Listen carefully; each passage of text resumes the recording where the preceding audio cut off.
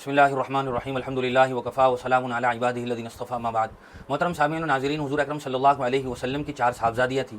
حضور اکرم صلی اللہ علیہ وسلم کی سب سے چھوٹی، چہیتی اور چوتھی صاحبزادی حضرت فاطمہ الزہرا رضی اللہ تعالی عنہا ہیں۔ حضرت فاطمہ الزہرا حضور کی وہ صاحبزادی ہیں کہ جن سے حضور اکرم صلی اللہ علیہ وسلم نے بہت محبت فرمائی، اور حضرت فاطمہ نے بھی اس محبت کی ہمیشہ لاج رکھی۔ پھر حضرت فاطمہ رضی اللہ تعالی عنہا کے 3 صاحبزادے تھے اور 2 صاحبزادیاں تھیں، حضرت حسن، حضرت حسین اور حضرت محسن رضی اللہ عنہم، اور حضرت زینب اور ام کلثوم رضی اللہ تعالی عنہما۔ حضرت فاطمہ رضی اللہ تعالی عنہا کے یہاں جب حضرت حسین رضی اللہ تعالی عنہ کی ولادت باسعادت ہوئی تو حضرت علی رضی اللہ تعالی عنہ نے ان کا نام حرب رکھا تھا، بلکہ حضرت علی نے پہلی مرتبہ میں اپنے تینوں صاحبزادوں کا نام حرب رکھا۔ پھر حضرت محمد عربی صلی اللہ علیہ وسلم نے ان تینوں کا نام بدل کر حسن، حسین اور محسن رکھا۔ حضرت حسین رضی اللہ تعالی عنہ کی پیدائش کی خوشخبری ولادت سے پہلے ہی حضور اکرم صلی اللہ علیہ وسلم کو دے دی گئی تھی۔ ایک مرتبہ حضرت عباس رضی اللہ تعالی عنہ کی اہلیہ محترمہ حضرت ام فضل حضور کے پاس تشریف لائی اور کہنے لگی کہ یا رسول اللہ، میں نے آج رات بڑا عجیب خواب دیکھا ہے۔ حضور نے فرمایا کیا دیکھا ہے؟ انہوں نے کہا بہت سخت یعنی گمبھیر خواب دیکھا ہے۔ تو حضور نے فرمایا کہ بتاؤ تو صحیح وہ کیا خواب ہے؟ انہوں نے فرمایا کہ میں نے ایک خواب دیکھا ہے کہ آپ کے بدن کا ایک ٹکڑا کٹ کر میری گود میں آ گرا۔ حضور اکرم صلی اللہ علیہ وسلم نے خواب سن کر غور کر کے بتایا کہ یہ تو بڑا اچھا خواب ہے، اور پھر کہا کہ حضرت فاطمہ کے یہاں بیٹے کی ولادت ہوگی جو آپ کی گود میں آئے گا، یعنی جس کو آپ دودھ پلائیں گی۔ ہوا یہی کہ حضرت فاطمہ الزہرا رضی اللہ تعالی عنہا کے یہاں حضرت حسین کی شکل میں ایک خوبصورت بیٹے کی ولادت ہوئی۔ بعد میں حضرت حسین جب حضرت ام فضل رضی اللہ تعالی عنہا کے گود میں گئے تو وہ لے کر پھر حضرت محمد عربی صلی اللہ علیہ وسلم کے پاس آئی اور آپ کی گود میں ڈال دیا۔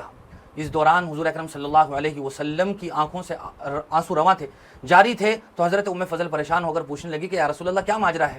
انہوں نے کہا کہ ابھی جبرائیل میرے پاس آئے تھے اور انہوں نے مجھے حسین کی شہادت کی خبر دی ہے، بلکہ مجھے اس جگہ کی مٹی بھی دکھائی ہے جس جگہ حضرت حسین رضی اللہ تعالیٰ عنہ کی شہادت ہوگی۔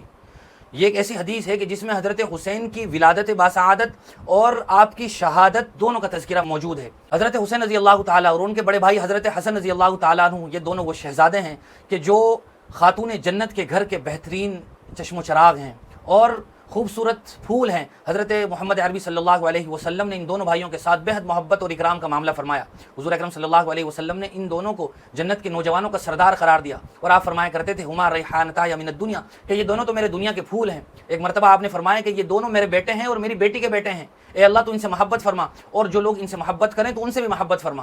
حضور اکرم صلی اللہ علیہ وسلم کا واقعہ بڑا مشہور ہے کہ حضور خطبہ دے رہے تھے، حضرت حسین رضی اللہ تعالیٰ عنہ سرخ جوڑے میں ملبوس گرتے پڑتے آئے، حضور نے دیکھ لیا تو حضور خطبے کے دوران ہی ممبر سے اترے اور آپ نے ان کو اپنی گود میں اٹھا لیا، اور پھر فرمایا تھا انما اموالکم اولادکم فتنہ، کہ تمہاری اولاد اور مال تمہارا یہ تمہارے لیے آزمائش ہے۔ جب یہ دونوں آ رہے تھے تو مجھ سے رہا نہیں گیا، لہٰذا میں نے ان کو اپنی گود میں اٹھا لیا۔ حضور اکرم صلی اللہ علیہ وسلم نے اپنے نواسوں کے ناز نخرے برداشت کیے۔ بہت مشہور حدیث یہ بھی ہے کہ آپ اپنے کمرے میں ان کو اپنے اوپر بٹھا کر چکر لگایا کرتے تھے۔ آپ نے ایک مرتبہ فرمایا حضرت فاطمہ سے کہ ان کو مت رلایا کرو، ان کے رونے سے مجھے تکلیف ہوتی ہے۔ کتنے ہی ایسے واقعات ہیں کہ جن واقعات سے ہمیں پتہ چلتا ہے کہ حضرت حسن اور حضرت حسین رضی اللہ تعالی عنہما سے آپ بہت محبت فرمایا کرتے تھے۔ حضرت حسین رضی اللہ تعالی عنہ بڑے ہوئے، حضور اکرم صلی اللہ علیہ وسلم آپ کا خوب خیال فرمایا کرتے تھے۔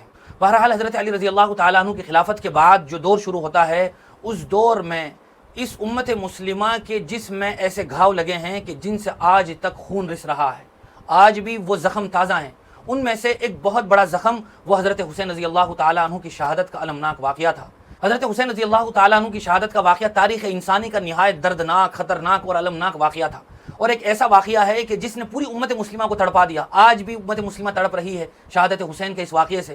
حضرت حسین رضی اللہ تعالی عنہ کو 10ویں محرم الحرام یعنی یوم عاشورہ جمعہ کے دن جس دردناک طریقے سے اپنے خاندان والوں کے ساتھ شہید کیا گیا تھا، امت مسلمہ اس سے کرا رہی ہے، اور ایسا لگتا ہے کہ حضرت حسین کا اپنے خاندان کے ساتھ راہ خدا میں شہید ہو جانا یہ ایک ایسا قرض ہے امت مسلمہ پر جو کبھی بھی چکایا نہیں جا سکتا ہے، اور اس خاندان کے امت مسلمہ پر جو احسانات ہیں ان احسانات کا بھی بدلہ چکایا نہیں جا سکتا ہے۔ حضرات حسنین بطور خاص حضرت حسین رضی اللہ تعالیٰ عنہ اور آپ کے گھرانے والے تو وہ لوگ تھے کہ جن کو اپنی پلکوں پر بٹھایا جاتا، جن کے لیے بہترین کارپیٹ بچھائی جاتی، جن کو جنت کے دسترخوانوں پر کھلایا جاتا، جن کے ہر ناز نخرے برداشت کیے جاتے۔ لیکن اس امت کا یہ بہت بڑا المیہ ہے کہ اس خاندان کے لوگوں کو اور اس خانوادے کے افراد کو جس دردناک طریقے سے میدان کربلا میں شہید کیا گیا تھا، بھوکا اور پیاسا، وہ نہایت ہی دردناک واقعہ تھا، اور حضرت حسین رضی اللہ تعالی عنہ نے اپنی شہادت سے امت مسلمہ کو جو سبق دیا ہے اور جو پیغام دیا ہے وہ یہ ہے کہ اس دنیا میں کبھی بھی ظالم کی حمایت نہیں کی جا سکتی ہے، کبھی بھی ڈکٹیٹرشپ بادشاہ کی حمایت نہیں کی جا سکتی ہے۔ حضرت حسین رضی اللہ تعالیٰ عنہ نے اپنے خاندان کے ساتھ جان کا نذرانہ تو پیش کر دیا، لیکن ظالم بادشاہ کے سامنے جھکنا گوارا نہیں کیا۔ یہی وجہ ہے کہ آج بھی حضرت حسین رضی اللہ تعالیٰ عنہ مظلومیت کا استعارہ ہیں اور ظالم بادشاہ کے سامنے ڈٹ جانے والے ایک ایسے فرد ہیں کہ جن کا نام اس فہرست میں سب سے اوپر ہے۔ حضرت حسین رضی اللہ تعالیٰ عنہ کی زندگی کا ایک بہت بڑا کارنامہ ہم سب کے لیے جو بہت بڑا سبق ہے وہ یہ ہے کہ انہوں نے اس میدان جنگ میں بھی نماز کو ترک نہیں کیا جہاں وضو کے لیے پانی بھی صحیح طریقے سے دستیاب نہیں تھا۔ لگتا ہے کہ انہوں نے اپنے خون سے وضو کیا تھا یا یہ کہ کربلا کی مٹی سے تیمم کیا تھا، عین میدان جنگ میں بھی انہوں نے نماز کو نہیں چھوڑا۔ اسی لیے علامہ اقبال نے فرمایا تھا، آ گیا عین لڑائی میں گر وقت نماز، قبلہ روحوں کے زمیں بوس ہوئی قوم حجاز، ایک ہی صف میں کھڑے ہو گئے محمود و ایاز، نہ کوئی بندہ رہا نہ بندہ نواز۔ آج ہم چھوٹے چھوٹے بہانے لے کر نمازوں کو چھوڑ رہے ہیں، یہ اصل سبق ہے حضرت حسین رضی اللہ تعالیٰ عنہ کی زندگی سے ملنے والا۔ لیکن افسوس کی بات یہ ہے کہ آج ہم نے حضرت حسین رضی اللہ تعالیٰ عنہ کے نام پر جو بدعات اور خرافات شروع کر دی ہیں ان کا حضرت حسین کی زندگی سے کوئی تعلق نہیں ہے۔ ہم جو ماتم کر رہے ہیں اس ماتم کا تو اسلام سے بھی تعلق نہیں ہے۔ حضور نے فرمایا تھا لیس منا من ضرب الخدود وشق الجیوب ودعا بدعوى الجاہلیہ، کہ وہ آدمی ہم میں سے نہیں ہے جو سینہ کو بھی کرے، جو اپنی چھاتی کو پیٹے، اور اسی طرح جو نوحہ کرے، لیس منا من ضرب الخدود وشق الجیوب، جو اپنی گریبان چاک کرے اور پرانے واقعات کی دہائی دیتا رہے زمانے جاہلیت کی طرح، وہ آدمی ہم میں سے نہیں۔ حضرت حسین کے نام پر یہی کچھ ہو رہا ہے۔ حضرت حسین رضی اللہ تعالیٰ عنہ کے نام پر سبیلے اور دیگیں چڑھائی جا رہی ہیں۔ ہونا تو یہ چاہیے تھا کہ ہم روزے کا اہتمام کرتے۔